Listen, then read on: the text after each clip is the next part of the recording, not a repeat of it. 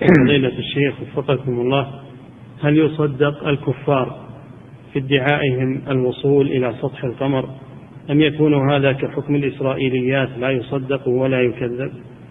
خلوهم يروحون للقمر، ايش يضركم؟ خلوهم إن استطاعوا يروحون، لا تردونهم، ليتهم يخلوا لنا الأرض ويروحون. نعم ما كلفك الله بهذا. نعم.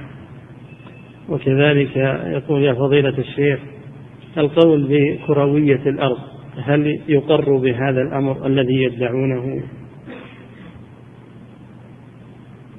كروية الأرض يقول شيخ الإسلام إنه بالإجماع بين العلماء إنه كروية الأرض، هذا مشاهد في سير الشمس والقمر، وأنها تطلع من المشرق وتغيب في المغرب وتطلع عند ناس آخرين بوجه الأرض الآخر، هذا شيء مشاهد ما في شك.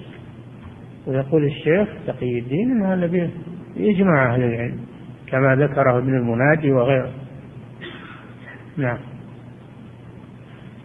يقول فضيلة الشيخ وفقكم الله، هل قطع المرأة للصلاة بمعنى أن الصلاة، يقول هل قطع المرأة للصلاة يعني حينما تكون في النهار وتتصل على ناس في أمريكا أو تجدهم في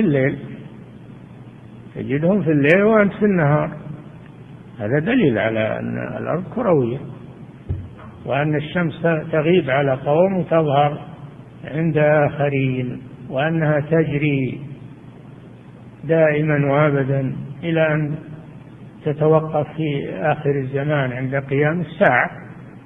نعم.